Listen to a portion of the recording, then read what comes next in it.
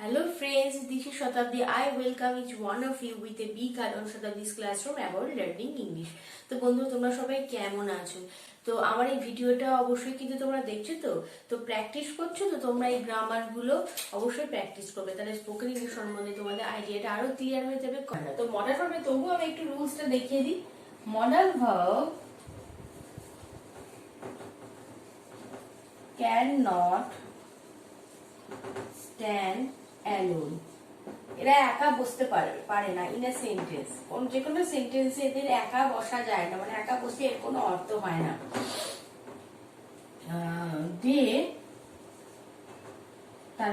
they sit,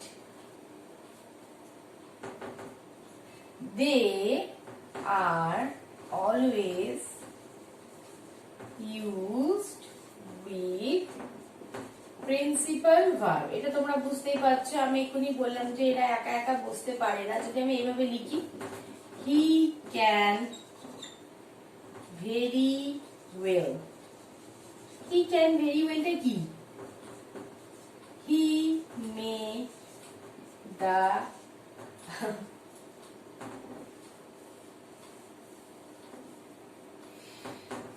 he can very well. I should the duty. দেখো কিছু বুঝতে পারছো? এর কি কোনো অর্থ, মিনিংফুল সেন্টেন্স কি হয়েছে, কি কোনো অর্থ তোমরা বুঝতে পারছো, দেখতে পাচ্ছ? কিছু কি আইডিয়া এক্সপ্রেস করছে এই সেন্টেন্স গুলো? না, those sentences are wrong. The correct one is he can draw very well. I should do the duty. দেখো আমি এখানে মেইন ভার্বটা অ্যাপ্লাই করে দিলাম, মানে অ্যাকশন ভার্ব অ্যাপ্লাই করলাম, যে ভার্বের মাধ্যমে কোনো কাজ করা বোঝায়। তো এই যে অ্যাকশন ভার্ব আমি অ্যাপ্লাই করলাম, তখনই কিন্তু এই সেন্টেন্সে অর্থ বোঝা গেল। He can draw very well, সে ভালো আঁকতে পারে। আর I should do the duty, আমার এই কাজটা, এই ডিউটিটা করা উচিত। তাহলে ঠিক বুঝতে পেরেছো। Modal verbs can not stand alone in a sentence, they are always used with principal verb. তাদের মেইন ভার্বের সাথে অবশ্যই বসাতে হয়। তো মডাল ভার্বে আলাদা কোনো অর্থ হয় না, মডাল ভার্ব সবসময় মেইন ভার্বের সাথেই বসে, তবেই কিন্তু এর অর্থ বোঝা যায়, মনে রাখবে। Number 2, modal verbs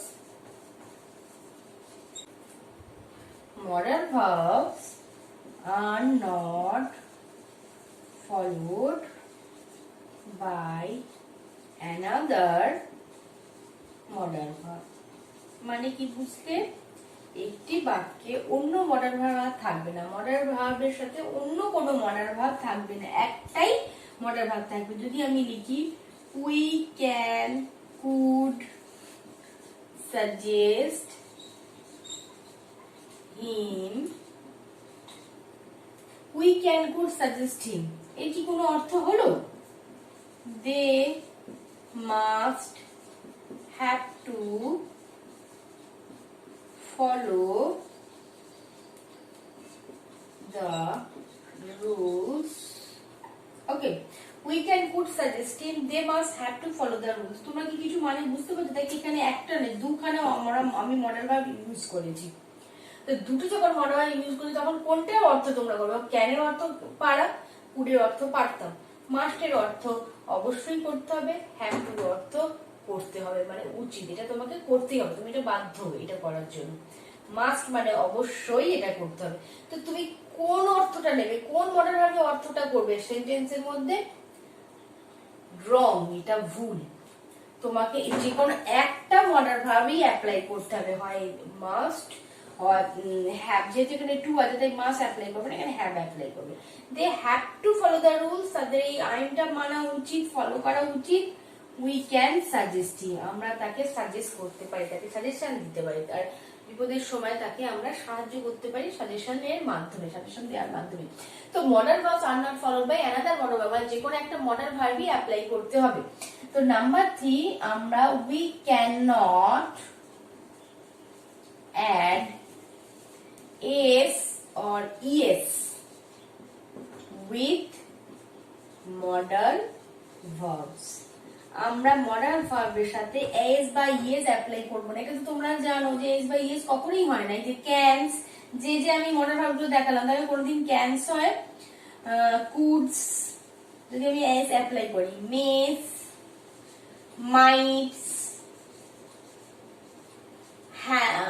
haves two, দেখো যদি আমি এইভাবে মডাল ভার্বটা লিখি যে প্রত্যেকটা প্রোনাউন অনুযায়ী সাবজেক্ট অনুযায়ী যদি আমি এস বাই ইএস বসাই, যে তোমরা জানো যে থার্ড পার্সন সিঙ্গুলার নাম্বার হলে এস বাই ইএস হয়, রাইট, ভার্বের সাথে।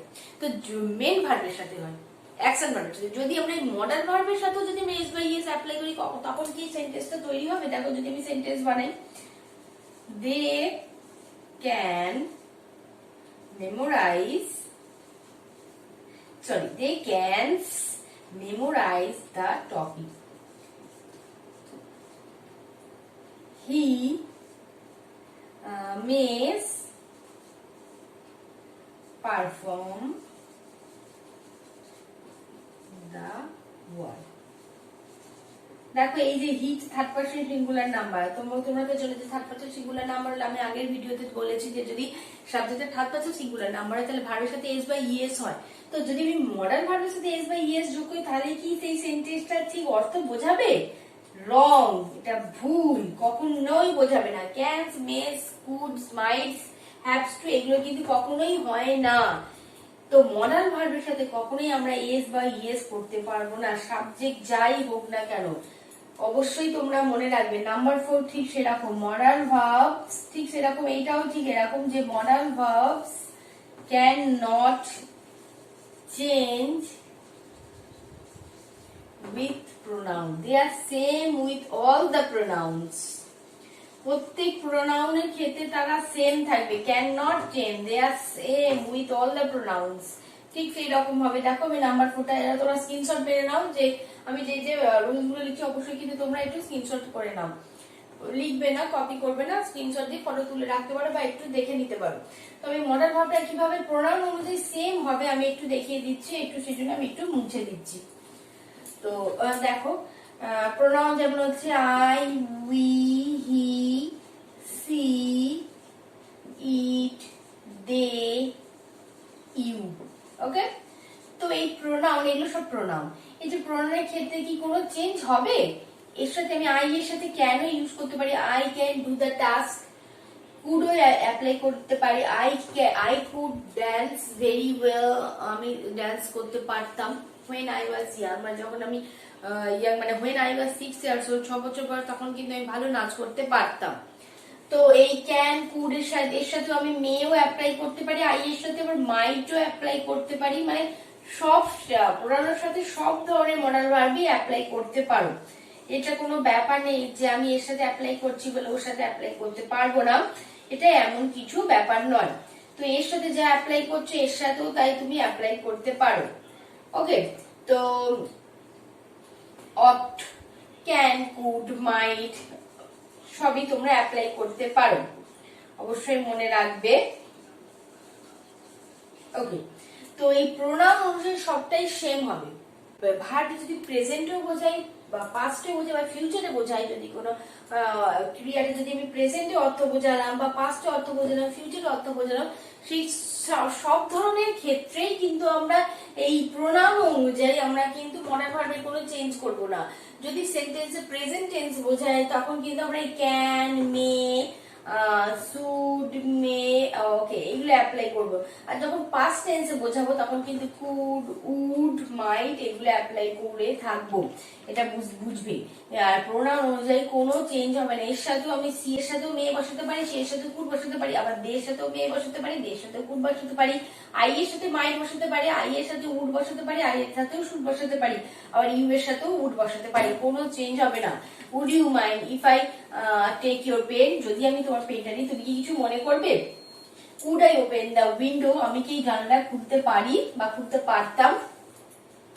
তো এই মডাল ভার্ব কোনো ক্ষেত্রে চেঞ্জ হবে না, কোনো প্রোনাউনের ক্ষেত্রে চেঞ্জ হবে না। তবে হ্যাঁ নেগেটিভ যদি আমরা করি, এই নেগেটিভ ফর্ম, হ্যাঁ নাম্বার 5, যখন আমরা নেগেটিভ ফর্ম দেখবো মডাল ভার্বের সাথে আমরা কি বসাবো, যখন আমরা নেগেটিভ ফর্ম করব তখন কিন্তু আমাদের we can add not after the modal verb. আমরা মডাল ভার্বের পরেই কিন্তু নটটা অ্যাপ্লাই করব, এটা মনে রাখবে। মডাল ভার্বের পরেই কিন্তু নটটা অ্যাপ্লাই করবে। যেমন you can not sing properly, তুমি ভালো করে প্রপারলি গান গাইতে পারো না। ওকে, তো we should not treat her badly, আমরা তার সাথে badly ব্যবহার করতে পারি না। we should not treat her badly, দেখো আমরা কি, আমি কিন্তু এই মডাল ভার্বের পরে কিন্তু এই নটটা অ্যাপ্লাই করি যখন আমি অ্যাফার্মেটিভ সেন্টেন্স থেকে নেগেটিভে করবো, মানে পজিটিভ থেকে নেগেটিভে করবো, হ্যাঁ বাচকে থেকে না বাচকে করবো, তখন কিন্তু আমরা মডাল ভার্বের পরে এই নটটা বসাবো। তো মডাল ভার্বের পরে যখন আমরা নটটা বসাবো, এর সাথে কিন্তু আমরা does not, don't, okay, didn't, wasn't, weren't,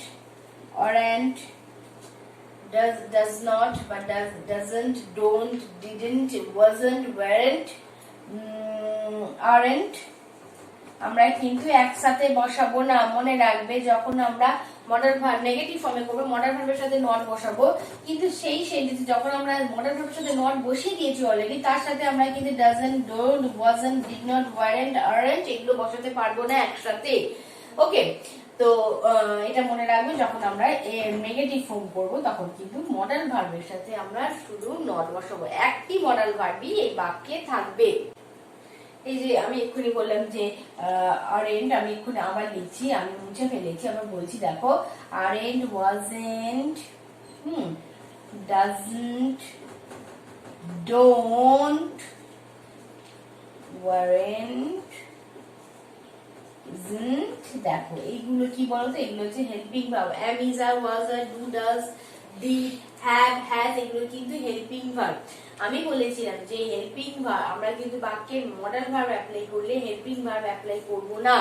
helping ভার্বে আলাদা অর্থ আছে, এই যে am, is, are, state of being, opinion এগুলো বোঝায়, অবস্থা বোঝায়, কন্ডিশন বোঝায়। আমি হই, I am an Indian, you are honest boy, you were young, okay, do not do this work, you do not do this work, তোমার এই কাজটা করো না, তুমি এই কাজটা করো না।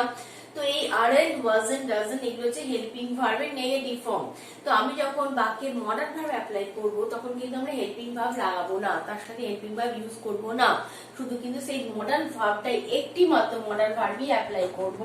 যখন আমরা নেগেটিভ ফর্মে করব সেই একটি মাত্র মডাল ভার্বের সাথেই আমি নেগেটিভ করব, নট বসিয়ে যুক্ত করে আমরা সেটাকে নেগেটিভ করব, তার সাথে কোনো aren't, wasn't, doesn't, didn't, weren't, isn't এগুলো কিন্তু অ্যাপ্লাই করব না, এগুলো কিন্তু হেল্পিং ভার্ব হয়ে যাচ্ছে, হেল্পিং ভার্বের নেগেটিভ ফর্ম। মনে রাখবে যখন আমরা মডাল ভার্ব অ্যাপ্লাই করব সেই সময় বাক্যে হেল্পিং ভার্ব অ্যাপ্লাই করব না, অবশ্যই কিন্তু তোমরা মনে রাখবে। তো এটা হচ্ছে নেগেটিভ ফর্মের ক্ষেত্রে আমি বললাম। নেগেটিভ ফর্মের ক্ষেত্রে আমি বললাম যে মডাল ভার্বের সাথে নট বসাবো। যদি আমরা এটাকে কোশ্চেন করতে চাই আমি কি বলবো, নাম্বার 6, নেক্সট নাম্বার 6 মধ্যে পড়ছে, যদি সেটাকে আমরা কোশ্চেনে করতে চাই, নাম্বার 6 এর মধ্যে পড়ছে modal verbs come before the subjects in question to make question. Question বানাতে গেলে আমরা সাবজেক্টের আগে মডাল ভার্বটা অ্যাপ্লাই করব। এক্সাম্পল দেখো, I should eat an apple, আমি একটা অ্যাপেল আমার খাওয়া উচিত, বিকজ আই এম সিক বা আই ফিল সিক, আমি একটু অসুস্থ অনুভব করছি তাই আমার এই অ্যাপেলটা খাওয়া উচিত। যদি সেটাকে কোশ্চেন করি আমি কি বললাম, সাবজেক্টের আগে বসবে আই সাবজেক্ট, শুড হচ্ছে মডাল ভার্ব, ওকে, আর ইট হচ্ছে মেইন ভার্ব। দেখো আমি বলেছি না মেইন ভার্বের সাথে মডাল ভার্ব অবশ্যই থাকবে, মডাল ভার্বের সাথে মেইন ভার্ব অবশ্যই থাকবে বাক্যের মধ্যে, তবে এর অর্থটা বোঝা যাবে। কিন্তু যখন আমরা কোশ্চেন করব তখন কি সাবজেক্টের আগে চলে আসবে মডাল ভার্ব, মানে সেই সাবজেক্টের জায়গা করে নেবে, মানে প্রথমে জায়গা করে নেবে। at the beginning of the sentence we write modal verb before the subject. ওকে, তো should I eat an apple, আমি কি একটা অ্যাপেল কি আমার খাওয়া উচিত, যে কোশ্চেন মার্ক। দেখো সাবজেক্টটা মডাল ভার্বের জায়গায় চলে এসেছে, মডাল ভার্বটা সাবজেক্টের জায়গায় চলে এসেছে, সেটাকে কোশ্চেন করে দিয়েছি। তো এইভাবে কিন্তু কোশ্চেন বানাতে হয়। আমি একটা হয়ে দেখাচ্ছি, দেখো, we can make the dish, যদি একে তুমি কোশ্চেনে করো can we make the dish, আমরা কি এই ডিশটা বানাতে পারি। দেখো আমি সাবজেক্টের আগে মডাল ভার্বটাকে এনে আমি কি করছি সেটাকে কোশ্চেন বানিয়ে দিয়েছি, মানে সেটা সাবজেক্টের জায়গায় চলে এসেছে, তখন কিন্তু আমরা ইজিলি সেটাকে কোশ্চেন বানাতে পারছি। তো এইভাবে কিন্তু আমরা অ্যাপ্লাই করে মডাল ভাবে অ্যাপ্লাই করে সেন্টেন্সটাকে ভালোভাবে বোঝাতে পারবো। We should plan the trees, আমাদের এই গাছটা লাগানো উচিত। We might do the task, আমার এই কাজটা আমাদের করা উচিত। এই যে পসিবিলিটি, পারমিশন, সম্ভাবনা, অ্যাডভাইস, এইগুলো বোঝাতে, অব্লিগেশন, আমাদের ক্ষমতা, এবিলিটি, এইগুলো বোঝাতে কিন্তু আমরা মডাল ভার্বে অ্যাপ্লাই করবো। আর মডাল ভার্বে অ্যাপ্লাই করবো সবসময় মেন ভার্বের সাথেই অ্যাপ্লাই করবো।